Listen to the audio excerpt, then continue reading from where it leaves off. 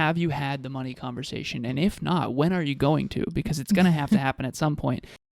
So there's a lot of relationships that are so afraid to have this conversation because it's like, well, then you have to look at all your past choices, all of your areas of awareness where it might not meet where your partner's awareness is. Conscious couples, business partners, and singles committed to attracting their dream partner. Welcome to the Conscious Couples podcast, where we share our life, love story, and combined relationship expertise to help you create and consistently cultivate the most magnificent, intimate relationship possible. Never again will you feel hopeless and alone in your intimate relationship challenges. Having accumulated thousands of hours coaching conscious couples and individuals all over the world, as well as starting and growing a global business together, Alan and I are here to guide you in all things relationships. Thank you again for tuning into the one place where it's not about you or me, it's about the we. Conscious couples and individuals from all over the world, welcome back to the one and only Conscious Couples podcast. We are here for episode number 34. We are a-rollin'. I know I say that every time. Title, have you had the money conversation? So if you ever were to Google the number one causes of divorce and or breakups in relationships, money would be amongst the top. It would be the top three. And so one of the reasons why is because there's so much uncertainty, and breaching this money conversation can be really challenging. We want to help you with that because if you're not able to have this conversation, how can you really be on the same team with money? Before we jump into this episode, I want to give a shout out to Next Level Podcast Solutions for producing this show and the 22 other amazing shows that they produce. Thank you so much for making this world a better place through holistic self-improvement and all of the different shows that you produce. Before we jump into this episode, ladies first, love, what's your intention?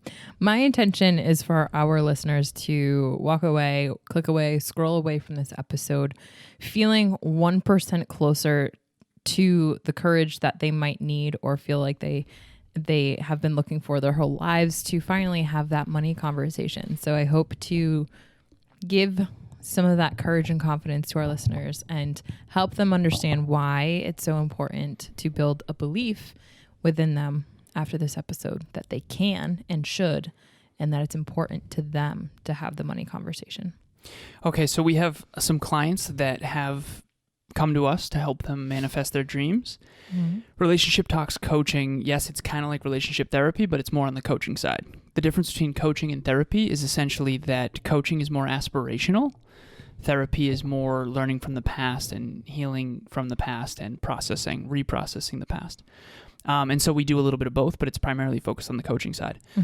So they came to us and told us their goals and dreams. We do something that Emilia created, which we've done episodes on, core aspirations, core values, and core beliefs. And in their core aspirations, they have a dream together to essentially have a home in the mountains and a ranch with horses. Yeehaw.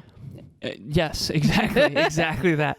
And so in order for them to manifest that dream, we took them through what I call the 8 fundamentals of finance. We're not going to go through that on this episode, but they had to breach the money conversation. They had to have the money conversation in order to get on the same team, because what they are capable of together financially is so much more than what either of them are capable of individually. As a matter of fact, it's not 2 times more. It's actually 10 times more over the long term, mathematically. So that's what we wanted to talk about today. And go ahead, sweetie. So the money conversation, what we're talking about here really starts off as like, what is your relationship around money? Before we even go into the money conversation as like, this whole thing, let's just take a hot stop at what your relationship might be with money. So a hot stop. Listener, so this is interesting because whenever I'm in a coaching call and we happen to go into a money conversation, or I ask them, have you ever looked at your relationship with money? Like, there's always like a somatic or a bodily expression that like starts to be like, it like almost feels as though it's been called out. And I literally just asked a very straight question. Like, have you ever reflected upon what your relationship is with money? And if you were to put it on a scale 0 to 10, like 0 being really unhealthy and very detrimental, very scarce, 10 being very abundant, very healthy, very excited when it comes to money. You have a really good reciprocal relationship with money. Where do you fall? So a lot of people don't necessarily find themselves on the 10 side of things with money. And there's been patterns that have been so obvious when it comes to coaching, especially when it comes to individuals that are in a relationship together, because when you are in a relationship, what we found is that's actually one of the biggest conversations that a lot of couples don't actually touch with a 10-foot pole. And as Alan and I were starting to talk about, what should we get into in this podcast when it comes to the relationship around money? I just want to, like I said, with my intention to help each one of our listeners understand where they're currently at in their money conversation, to help them kind of pull out and get 1% more confident and courageous around the conversation. Your money conversation, your money goals, your money dreams, all these dreams around what you want in life. So like for these clients, it was the horse farm. It was all these material things that requires capital, that requires money. You have to have a relationship with money because you have to leverage it in order to reach your dreams. Money's not just this thing that's going to sit there and all of a sudden your dreams are going to be coming true. You have to use it. And that's one of the things that you've actually really helped me with, love. But I digress. As it comes to the money conversation, you will be in your relationship like so stuck if you never touch this, if you never explore what your relationship with money is, if you never explore it in your relationship. So I hope that people start to realize that, these dreams, these goals that you guys want, it starts with having a vulnerable conversation about what your relationship is with money. So we will lead by example. So sweetie, 0 to 10, what is your relationship with money? I feel as though my relationship with money is probably at a 7 right now, in all things considering. And honestly, it's been better than it ever has been, but that wasn't always the case. When you and I had met, it was probably at like a 3. And it's interesting to reflect upon now, babe, because I was taught so much about how important it was to save. And as a white female, that was someone who, it was a very big prerogative of the lessons and the messages that I got was just save all the money you can. Not everyone knows how to save money, but everyone knows how to spend money. And one of the key things that I've really learned in the last couple of years, especially being around a math guy, is that this third component, very few people know how to invest wisely. And that's key when it comes to leveraging the compound effect, when it comes to understanding your own relationship and how important it is to tease out anything that's not productive for your wealth relationship. That's been a really interesting journey. When you said it was a 3 versus now it's a 7, and I'm assuming it's still headed up. Oh, yeah. What made the difference? I would say for me, what made the difference was understanding that one fact that everyone can save money. It was higher awareness around what happens when it comes to inflation and how you kind of lose the value of money. And then I also think that understanding economics at a deeper level too, understanding the compound effect, that's something that you've really helped me to realize what I'm not activating when it comes to investing my money and stuff, right? And then say your question one more time. What made the difference between 3 and 7? Yeah, I would say awareness, if I had to put it in one word. Awareness between, 3 and 7. Okay. You? Where did you start? My relationship with money? Yeah. Early in my life, we had an abundance in the 90s. Mm-hmm. And I had a stepfather who made good money. We were probably like middle class, maybe upper middle class when my stepdad was there. Mm-hmm. Then my stepdad left at 14 and my mom didn't have a large income. My father passed away when I was 2. Stepdad came into the picture from 3 to 14. At 14, my stepfather left we got the home, he got the yacht. Mm-hmm. And after that we were very poor for a very long time. And I would say my relationship with money early on was really positive. Mm-hmm. I think it became negative for a short time when I went from, early Christmas presents, you know, all that kind of stuff, to like, how am I going to go to college? Right. And now I think it's unbelievably positive. Hi, my name is Lynn Nguyen, and I've been attending the past few relationship talks that Alan and Emilia host every single month. The reason I join is I want to become the ideal partner for someone. I want to be able to attract my ideal partner. So I attend these talks. I'm part of the community where I can continue engaging after the meetings. I can also engage with both of them and the rest of the community as we learn and share and grow together. Isn't it interesting how we all have like, because, and this is one thing that you and I were talking about when we started to say this have this conversation, was like, money is attached to like everything, so many things. That's why so many people don't have the money conversations, because when you start to just talk about your relationship with money, you realize that it scrapes upon every other facet of your life. And what does that mean? And so there's a lot of relationships that are so afraid to have this conversation, because it's like, well, then you have to look at all your past choices, all of your areas of awareness where it might not meet where your partner's awarenesses are or is. And so you might be found out, or you might, you know, realize that there's a bigger gap here in awareness or in debt or fill in the blank here than I was prepared for. And I think that that's one of the biggest things when it comes to relationships. Just like everything else, it is workable and you can improve it over time. Obviously with the right mindset, with the right dedication, and by breaching that conversation, you're I don't want to say almost halfway there, but that's a lot further than a lot of other people actually get, because a lot of people don't want to look in these mirrors of when they look at their awareness around finances, around math, around money. Like, it sucks to realize that, like, maybe my education system kind of failed me. Maybe my parents didn't teach me all this stuff. It kind of sucks. Maybe I made some terrible choices while I was in college, spending all of my money on alcohol or on clothes that didn't matter, on this or that, you know, like, it brings up so much. And, you know, I think that keeping all of those things down instead of reprocessing them and then saying, when you get in a relationship, okay, how do we want to navigate from here? Where do we need to go? Where do we want to go?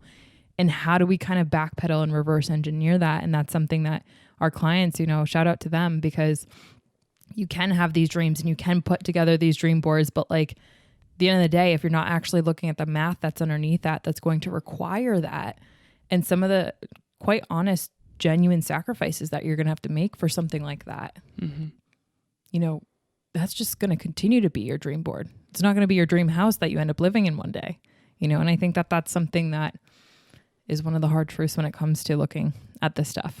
Well, these clients, they created a vision board together.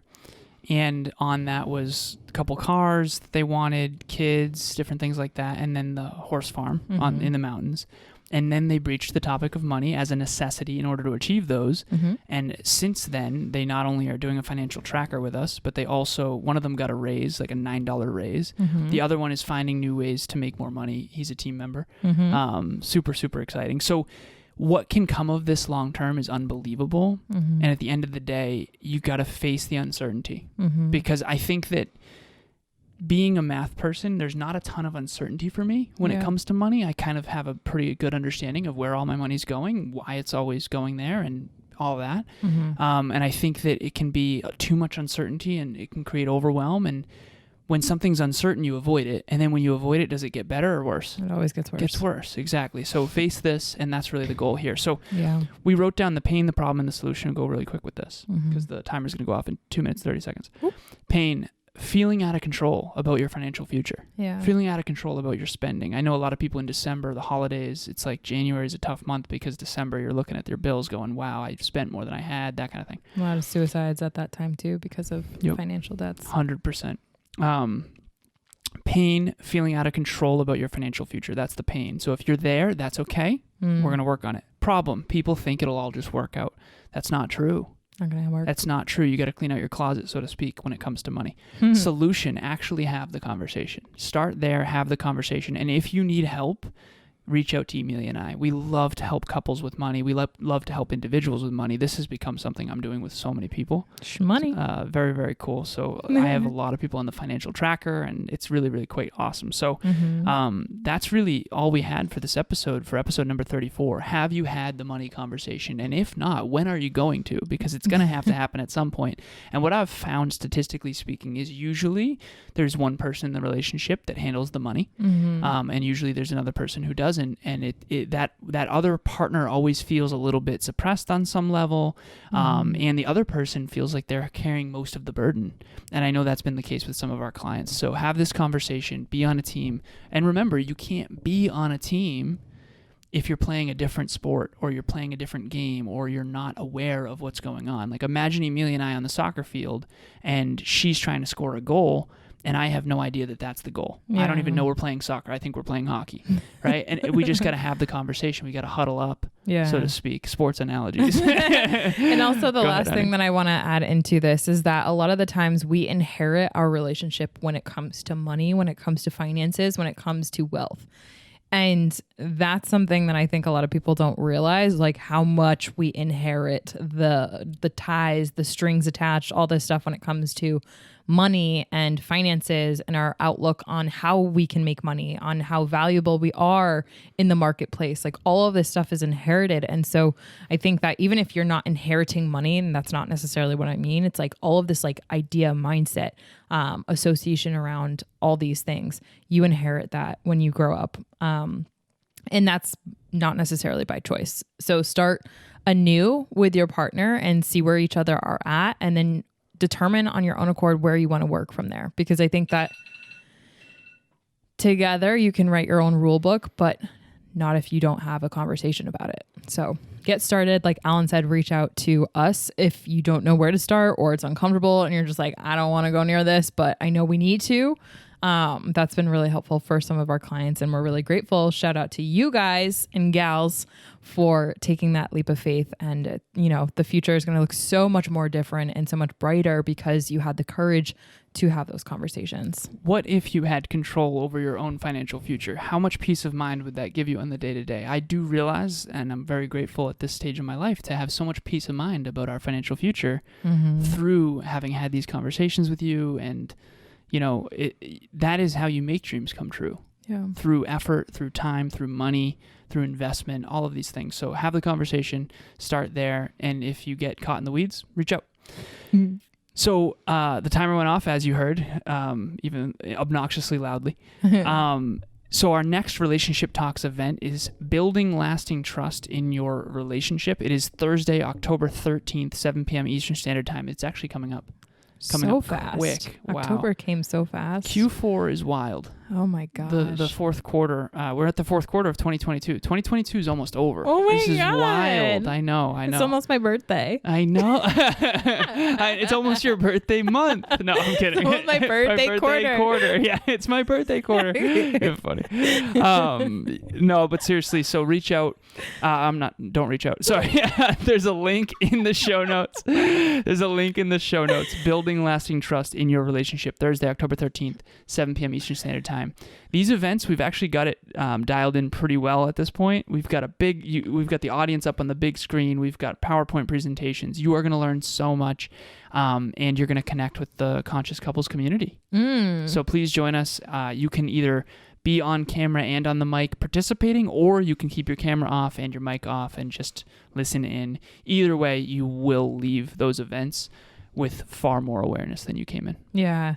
And speaking of awareness, if you just want to increase your awareness by 1%, literally like minuscule percentage increase, jump on the phone with Alan and I. No, really what I mean is if you are uncomfortable talking about this stuff, if even this conversation makes you kind of feel like, I don't want to go near that, like that's a great indicator that really you could increase your awareness, and that 1% increase of awareness could really help you when it comes to wealth, when it comes to finances, when it comes to money. And so Alan and I make sure that we allocate on our calendars every single Saturday at least 30 minutes to our community.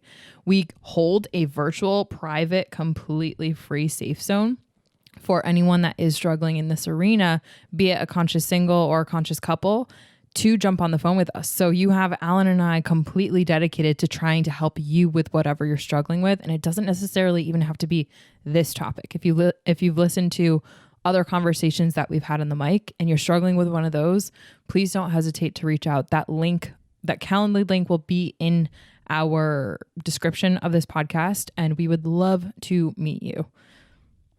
So before we go here, just a friendly reminder that those calls are completely private, not recorded. They're one-on-one, and we really encourage you to reach out. So we love to meet our listeners. Thank you so much.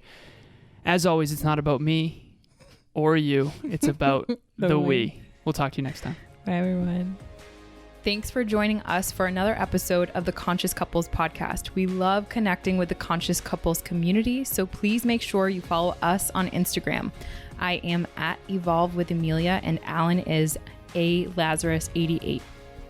Also, if you or your partner resonated with this episode, leave us a review at the link in the show notes, and please share this with someone you love and care about. Until next time, remember, it's not about you or me. It's about the we.